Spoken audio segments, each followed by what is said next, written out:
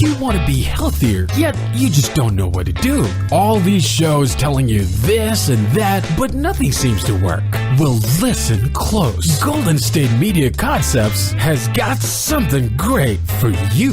The Health and Wellness Podcast, dedicated to workout trends, healthy eating habits, diet, and everything about healthy living. Join us in our banters as we help you not just live life to the fullest, but live it to the healthiest.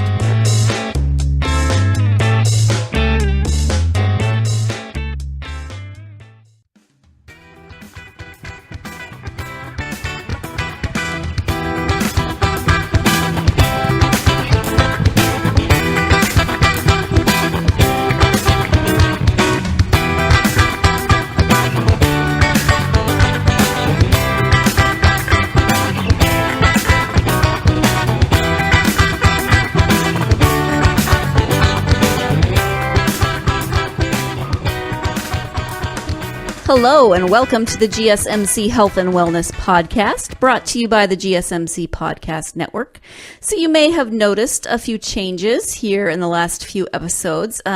For instance, the last two episodes said life and happiness, and there is a really fascinating story about that. Actually, it's not fascinating. It's really boring. And so we're combining life and happiness with health and wellness. So don't be confused by those two life and happiness episodes. And you heard my co-host, Stacy, on that one. So even though I'm introducing her now, because this is health and wellness, you've actually already heard her voice, and you heard John Johnson's voice as well. So shaking things up a little bit here at the Health and Wellness Podcast, which is fun.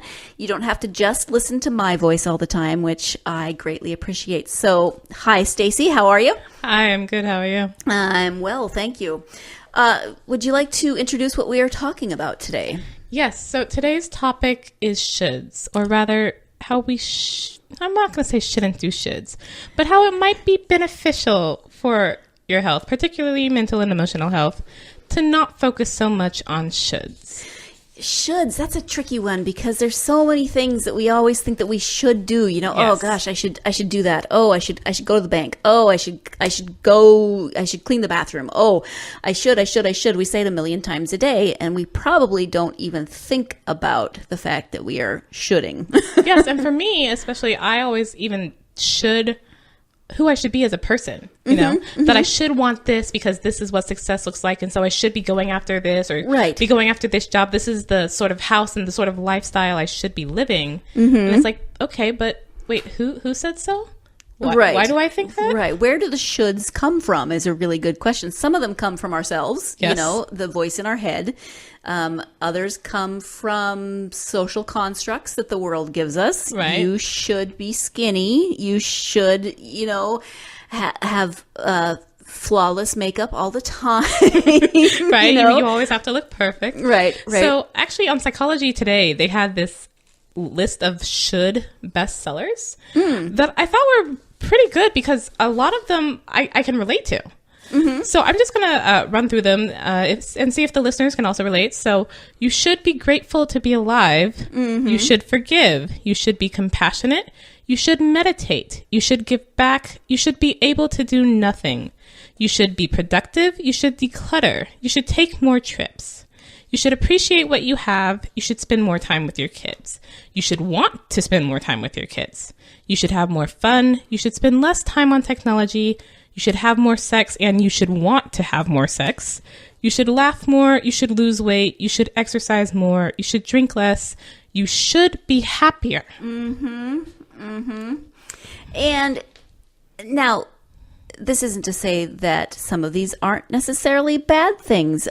You know, losing weight for your health can be a good thing.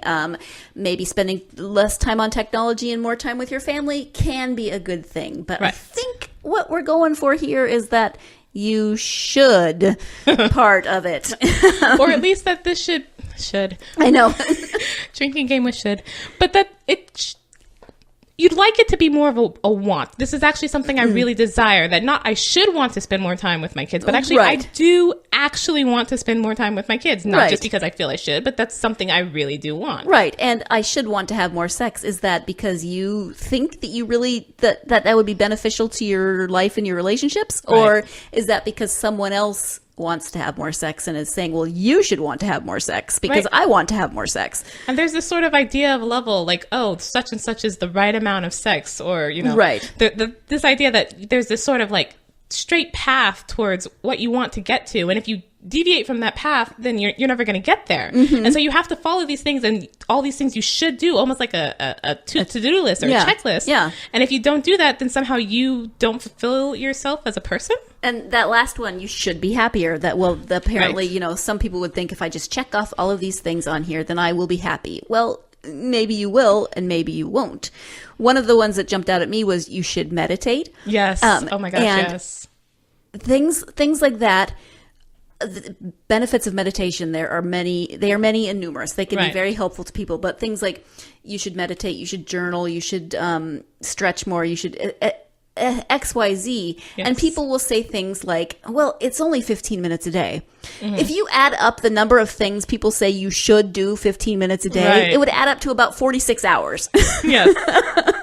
Well, and some of those also were they seem sort of they seem to contradict each other, because like you should be able to do nothing, but you should also be productive. It's like, wait, so I should do this but also do that? Like, that is a very fine line, balanced Goldilocks sort of thing that you're not actually telling me how to do. Right. And who decides where that balance is? Balance, that's exactly the word I was going to bring up as well, because there are times when we need to be able to do nothing and just clear our heads, but then there are times when we need to be productive and accomplish things. And what works, for me might not work for somebody else. So like, for example, you should exercise more. Well, my limit of what I can do for exercise is not the same as, what someone else's limit. It's not the same as what my mother's is. It's not the same as what my coworkers is. Right. Like that's a very personal thing. So to say, oh, you should exercise more, compared to who? Like, I'm probably exercising just the right amount for me. Right. It depends on are you healthy?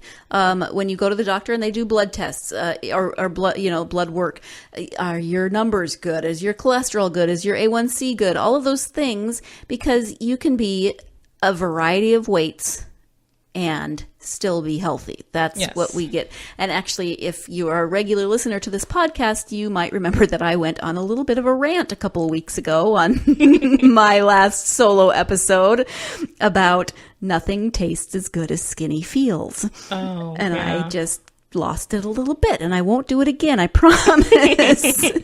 But yes, health versus what you should look like. Right. And I mean, even with that, like what you should be, even for health, like with the BMI, I really dislike the BMI. It's not really, it doesn't fit me very well. So it'll tell me things where it's like, oh, you're overweight or whatever. And I'm like, but I'm actually pretty fine. And this is, especially, I remember being like, this is the healthiest I've been in my life in college. And it's like, you're technically overweight. And I'm like, no, but no, I have never been in better health than this. I don't know what you're talking about. Right. Even something as simple as drinking water. Yes. You should drink 8 glasses of water a day. You should drink a gallon of water a day. No, you should. I mean, obviously you need to drink water, enough water so that you are hydrated. Yes. But there's no magic number for everybody. In fact, you can drink too much water. Yes. And so just arbitrarily taking these things into your psyche and saying, oh no, I'm not doing what I'm supposed to be doing, can be detrimental to your health sometimes. Yes, and these numbers, are based off of a sort of an averaging of the general population, which I get why they would do that. You do need some sort of baseline to go off of. You can't, look into every single person's entire life history to figure out what's exactly right for them for everything. I get why we're having, these basic numbers of what's a healthy range or whatever. Right. But I think it's much better to even think of that as a healthy range than like, oh, you have to get down to, you know, such and such amount of weight, or you have to get your heart rate to such and such a number. It's like, okay, but if you're between this and this, isn't that good enough? Right. And, you know, this could sound, you might be out there thinking, these two are just justifying. And of course, everyone is going to do a little bit of justifying in the things that they don't want to do. But again, it comes down to, what is your health? If you are incredibly unhealthy and there's things that need to be done to make your health better so that you can live a better life, then yes, you can throw that should in there. Yes. But again, you're going to have to find what works for you, and what works for the next door neighbor doesn't mean it's going to work for you. Correct. So we're going to take a short break, and when we come back, we're going to be talking about some personal shoulds that we've dealt with in our life. So stay tuned. You're listening to the GSMC Health and Wellness Podcast. Still on the search of that one true love? On the limbo in this crazy world of dating, marriage, relationships? Well, listen to the Golden State Media Concepts Relationship Podcast, your one-stop podcast for everything about relationships.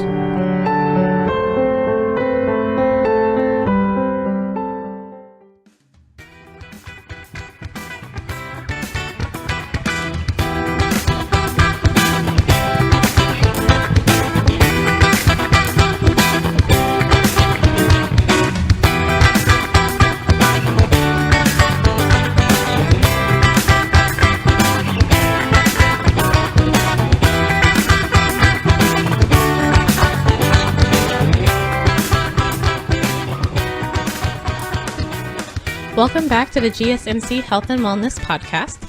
Today we're talking about shoulds, or rather, not doing shoulds. You shouldn't do the shoulds. So should not ever. That almost sounds like something else, so we'll stop that. Sarah, do you have any personal shoulds that you struggle with? Oh, I have so many personal shoulds. I tend to be a perfectionist, so I should do this right. Or I need to do this right. I think that's my biggest one. And yeah, I'm not even 100% sure where that comes from. I mean, it's not like I ever felt like my parents were going to not love me because I didn't, you know, I wasn't perfect, but it tends to be a family trait. I mean, so my grandmother definitely was that way, and my sister tends to be that way, so we certainly come by it naturally. But it was never explicitly stated, so it must have been communicated to us other ways that I'm now just blocking. But I've internalized. How about you? Yeah, so I have, and I think this is somewhat typical with a number of people of my generation. So if you can't tell by my voice, I am what they call a millennial, which is not my favorite term, but we'll leave that for a different time. But one of the things that has been marked for the millennials, besides the whole, you know, snowflake thing, is that we're killing different markets. We're killing the housing market. We're killing the car market. Like, everything somehow is a millennial's fault. But part of this is because... Well, I blame you for everything. Oh. Well, you personally, Stacey, not just your generation. Specifically, of all millennials, it is my fault. Yes. But part of this is because millennials aren't as concerned with ownership. And that this was something I struggled with myself, because growing up, you know, as a child millennials hadn't yet changed sort of the conversation about things. So there was this idea of like, okay, so you have to go to a good school, to go to a good college, to get a good job, so you can afford the nice house in the suburbs with the 2-car garage and the 2.4 kids and the dog. And that's what you should want out of life. That goes along with all these things. And then, you know, looking at it, I'm like, but I don't really want to live in the suburbs, and I don't really care if I have a car. Why should I want this again? And I think that a lot of people my age are looking at it going, no, wait, why again? Who said I have to want these things? And I think that's very interesting that a lot of people are just like, you know what? Actually, a good life to me is this totally other way of living than what, you know, the typical American dream good life looks like. Right. Yeah. The world just really throws the shoulds at us, doesn't it? Yes. And I mean, it's a marketing ploy. This is why magazines have been around for years, from Cosmo to Good Housekeeping to Yes. GQ to everything. I mean, it's not just women who get the shoulds thrown at them. Right. Men get it too. I can't speak from a male perspective, not being male, but Right. they definitely get it as maybe not as much as women, but to different levels. But I think the material aspect of it sort of really skyrocketed in the 1950s. Like, it's very interesting to go back and watch like ads from the 1950s for the like 10,000 different types of like vacuum cleaners and dishwashers, and that's where you started getting like a new car model every year. Right. That was something different, because it's like, oh, what, you've got that car model from 3 years ago? Ugh, you're such a loser. And it's like, but the car runs. The car just still fine. runs, yeah. You You don't really see a lot of older cars on the road anymore. You know, Right. you used to see cars from multiple decades, and Right. now it's if your car is from last decade, oh my goodness, Yes. that's just crazy. And you know, you can understand why the 50s generated that kind of idea. I mean, that we'd gone from World War One, which was supposedly the war to end all war wars. to end all wars. That shot us straight into the Depression, and then we had World War II. And so finally now we were in a place of supposed peace, Right. and prosperity. The war did bring prosperity, but yeah, it definitely sent us on a trajectory that has brought us to this, you should want these things. Yes. Or like, even I know for me, when I was in high school, I didn't go to any of the other dances, but I went to prom just because there was this idea that you should go to prom. You'll regret it if you don't go to prom. This is something you have to do as a teenager. Is like, It's a rite of passage. and it's just like, I went to prom, and I went to both my senior and my junior prom, and they were okay. But I was like, you know what? I totally could have done without this. I don't know that it would have affected my life that much if I hadn't gone. But at the time, it felt so serious because it was something I should do. And if I didn't do it, I was failing in some way. I was a failure somehow. I was a cheerleader for the same reason. I was the world's grumpiest cheerleader for 3 years. But you know, you should be a cheerleader because then you'll be popular and Right. blah blah blah blah blah. Yeah, I didn't change my popularity status at all. And again, tiny little school. I went to kindergarten with most of the people I graduated with. Cliques are not going to change. Right. So yes, the shoulds of high school. Oh my gosh, that's a whole other topic. Yeah. Oh man. So what else? Well, I think something that's interesting about this, the shoulds, is sort of who's saying it and why. Mm-hmm. Because when you tell someone they shouldn't do what they're doing, they should do it a different way, you're sort of discounting their life and their experience, like, you know better. Right. I know how it should be done. It should be done this way. You're doing it wrong. Yes. And it's like, okay, that's, one thing. If you're teaching me how to use like a machine I've never used, then, and especially for safety reasons, there probably is a way I should do that. But to say, I should have a certain job, or I should go to a certain place, or I should do certain things in my life, it's like, but you're not me, and we're a little different, and Right. we don't have the same background or history or life or anything, so why should I? Right, because I said so. Right. That didn't work for my mother. It's not going to work for you.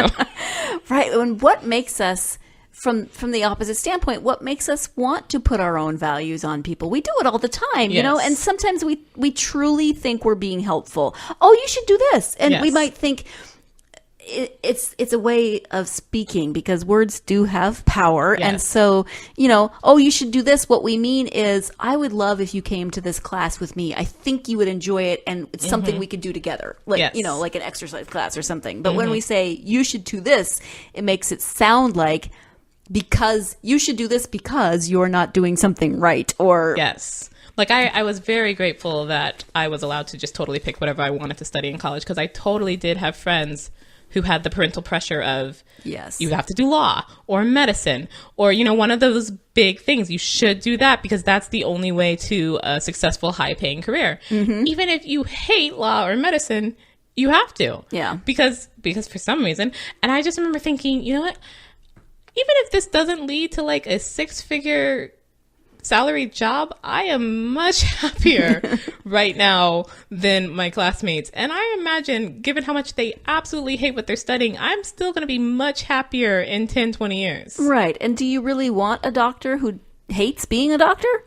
You know? Right. Or do you want a lawyer to take your case who just loathes being a lawyer and he'll be like, whatever, right? just pay me. I don't really care. Just plead guilty. And I mean, a lot of those, like the parental ones, or, you know, you should do whatever, come from a well-meaning place. Mm-hmm. The person probably really does actually want to influence you positively in your life. Yes. But again, without being able to see it from your own perspective, they're not, and especially with the career one always threw me off. It's like, okay, that's great, mom and dad, but I'm the one who has to live with this for 40 years or whatever before I'm allowed to retire.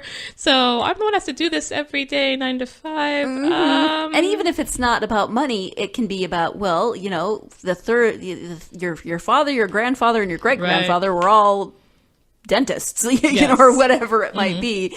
And there's this pressure that you should be a dentist too. But, well, I hate putting my fingers in people's mouths. Right, yes.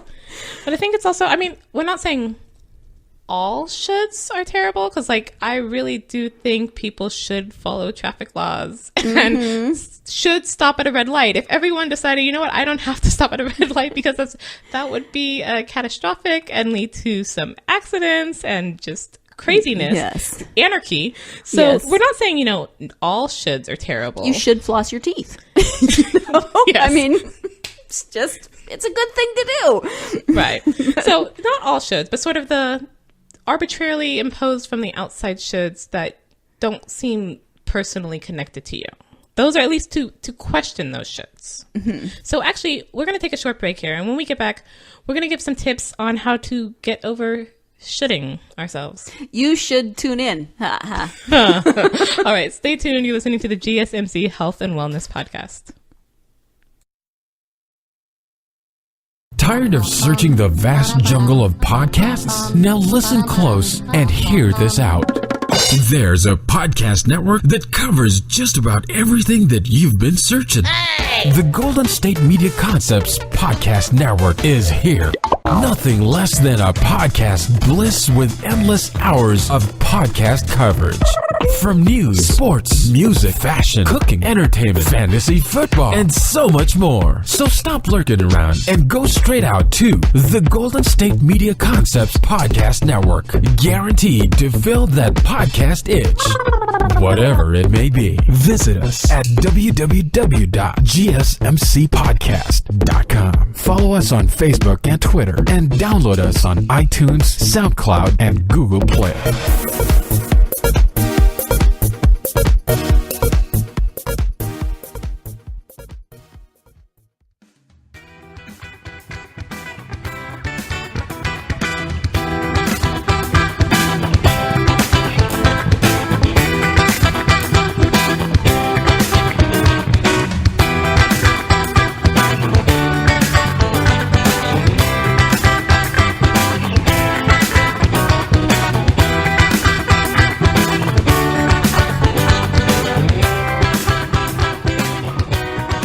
Welcome back to the GSMC Health and Wellness Podcast. We are talking about that word should.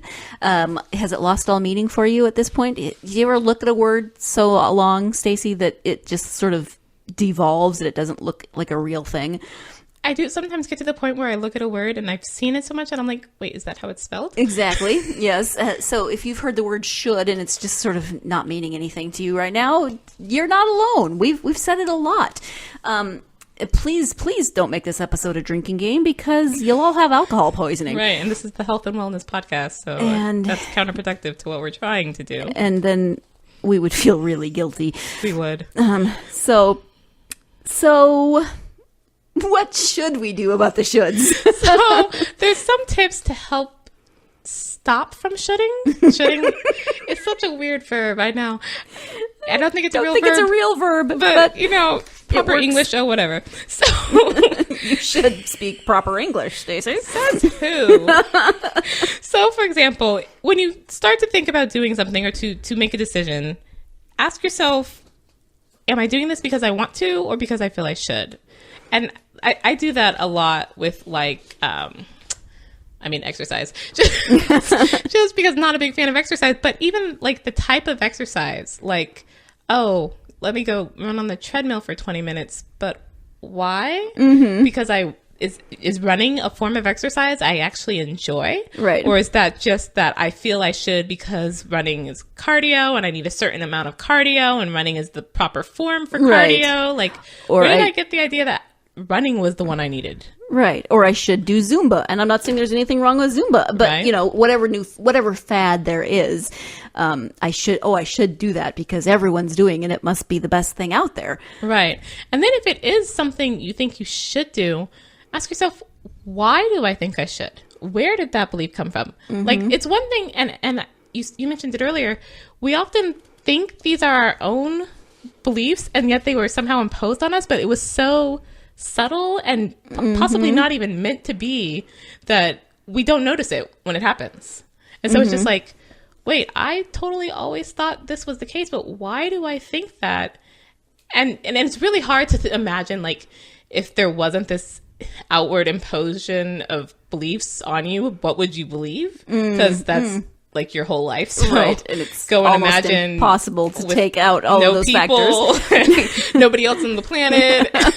I mean, if you were the last person on Earth and you had somehow managed to raise yourself, Right. A, major kudos to you for doing that. But then B, you know, what would I believe about what I should do? It's practically impossible to even think about. But you then think things like, well, birds can fly. I should be able to fly, you know? Jump off the cliff. Do the shoulds just come into your brain no matter your circumstances or how much of a vacuum you're in? Right. I don't know. But I mean, another thing is also, and I really like this one, if it's a should, and going past why do I think I should, what do I think will happen if I don't do it? Yes. Is the world going to end if I don't do 20 minutes on the treadmill every day? And if some fears are valid, you know, if I will die if I don't get my health under control. That's a Right. valid fear. Yes. So I should find some form of exercise that I don't hate. Yes. Or I can at least force myself to do every day that Right. will get my health under control. But I don't want to, I need to run because I fear that I won't be like everyone else, or I don't even know what other fear there might be. But I mean, like, I won't be attractive. I won't be lovable. Right. I'll be a freak. It means I can't do anything. There's a lot of fears, I think, specifically for the exercising one.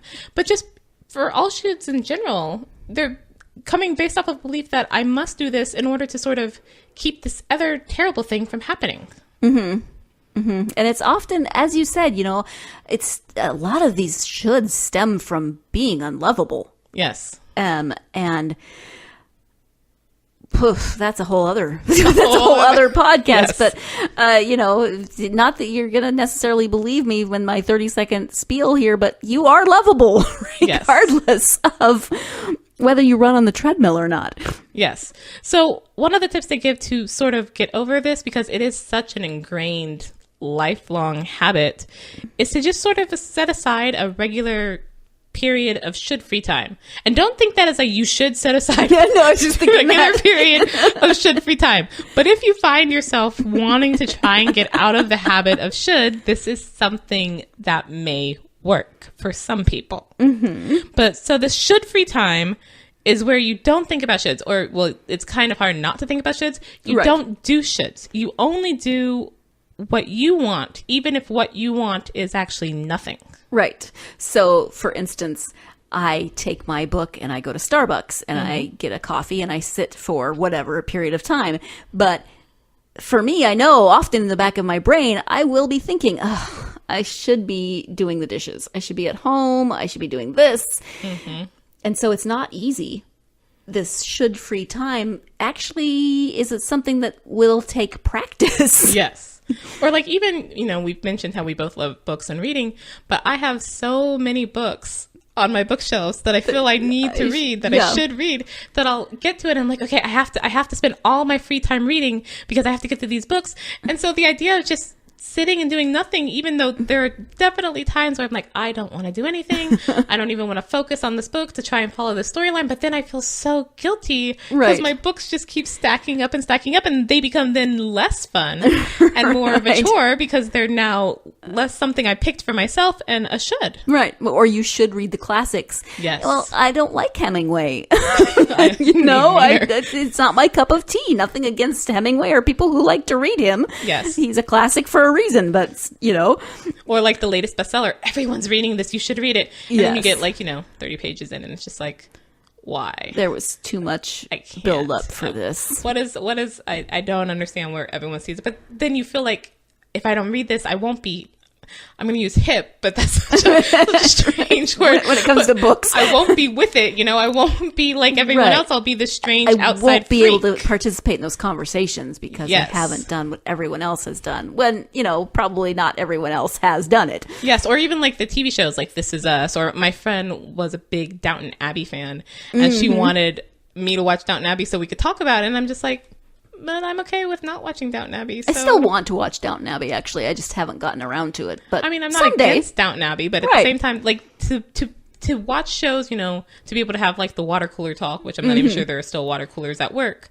but that sort of thing of, like, everyone will be talking about this tomorrow, or everyone will be talking about this on Monday. Right. So I have to watch it or know what it is also so I can talk about it. It's like, but if I'm not with everyone talking at the water cooler, I'm gonna lose my job? And like, what happens if I'm not with everyone at the water cooler? Plus, with things like DVRs, we don't all watch the shows on the same night anymore. And it's not like we have 3 stations. I literally grew up with 3 channels.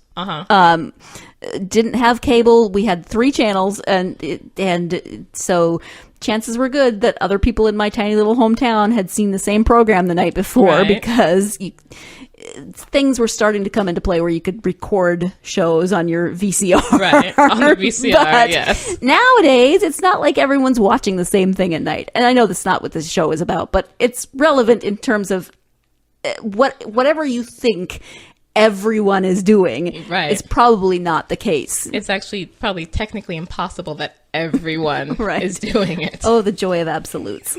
Yes. So we're actually going to end for the day, but we hope that you have at least taken away the gist of the thing. Like, don't feel you should do things just because someone somewhere, maybe directly or indirectly, told you should. Try and do things because you really actually do want to, or if you actually really do feel the need for should, but that it comes from within you and not from somewhere else. Mm-hmm. And is in some way beneficial to you. Yes. Yes. So that's what we talked about today on health and wellness, but that's the sort of thing we may talk about more again on this podcast. It's a huge topic. It is. I'm sure it'll come up again. It's a lifelong challenge. Yes, ma'am. So that's it for today. Thank you for listening to the GSMC Health and Wellness Podcast. We'll see you again next time. You've been listening to the Golden State Media Concepts Health and Wellness Podcast, part of the Golden State Media Concepts Podcast Network. You can find this show and others like it at www.gsmcpodcast.com. Download our podcast on iTunes, Stitcher, SoundCloud, and Google Play. Just type in GSMC to find all the shows from the Golden State Media Concepts Podcast Network, from movies to music, from sports to entertainment, and even weird news. You can also follow us on Twitter and on Facebook. Thank you, and we hope you have enjoyed today's program.